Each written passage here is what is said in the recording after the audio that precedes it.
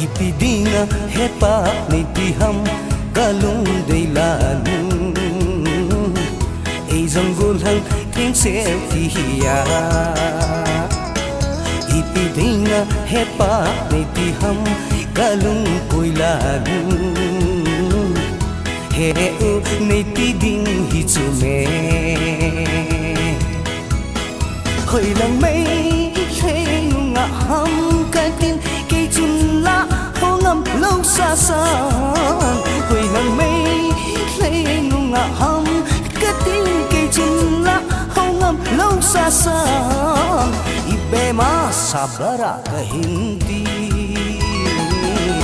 ipidinga hepa ni tiham galung day lalu ay zanggol hang ting selfie. Ipidinga hepa ni tiham kalung koilalu he u nei ti ding hi chume na lile na me ka vale ngai nu talap ne din na ki lom poi na lile na me ka vale ngai nu talap ne din na ki lom poi talap ne sang ko lop sang hi zo ipi dinga hepa nei ti ham kalung dei la ei zanggul hang king selfie ipi dinga hepa nei ti ham kalung koila he u nei ti ding hi chume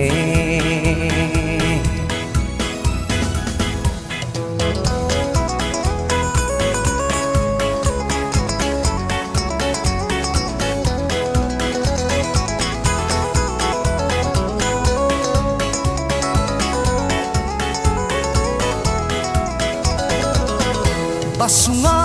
trong kha i to khom hon to khom kit hi ti lung dei nu basunga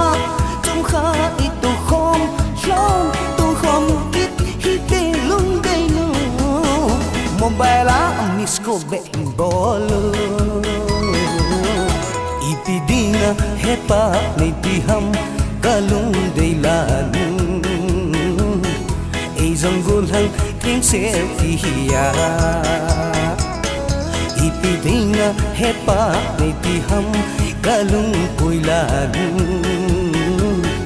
he u nei ti ding hi chume sisipu bas nei hung po lang lung dei nu kom nei lut chen to sisipu bas nei hung po lang lung dei nu kangai thiên thu chen galal tangi ipi dinga hepa nei ti ham kalung dei la ei zanggul hang king selfie ipi dinga hepa nei ti ham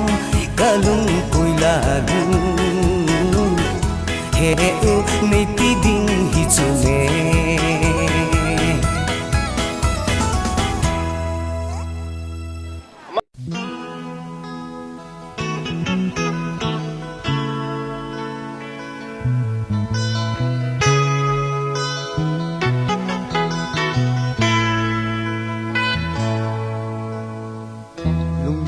gieo ti mun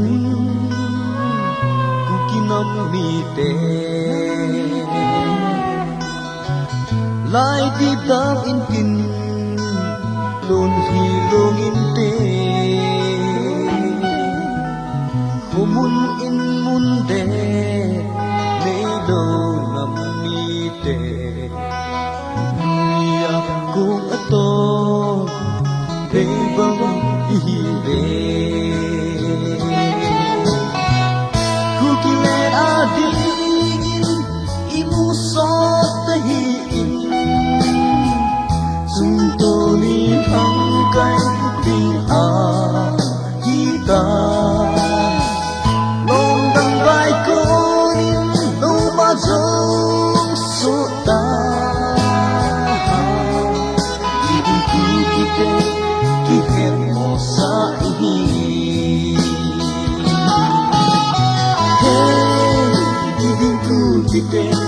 ki het mo sa hi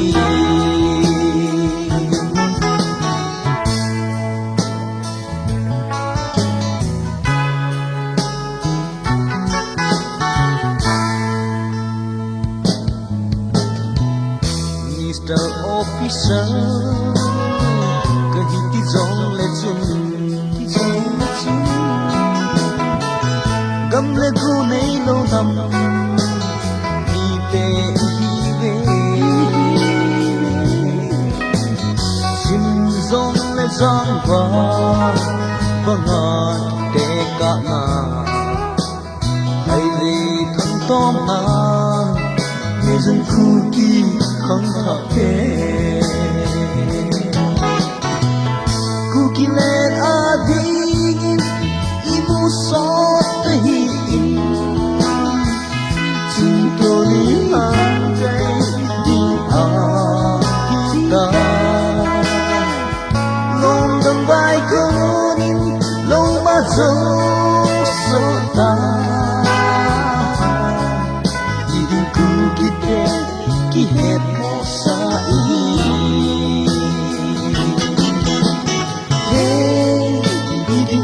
Kita kihet mo sa ihin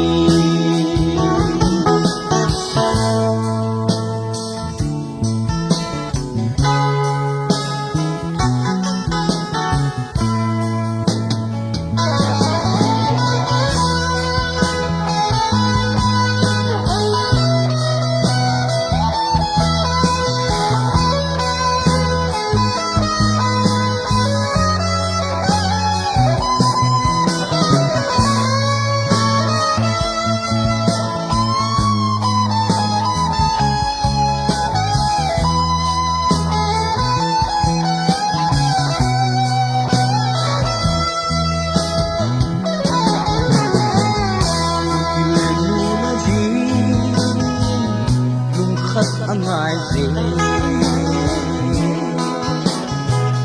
Lumkhat apan ko Garzo na ahin Haledzong pana Kalsong zolote Lumkhatisong panti Inampi si Baite Afrika bunki hamdia tuhum humta Sinte imu ako na hangdi India na Burma kita kong Bangladesh Bukit Prime Minister Lincoln Kilen by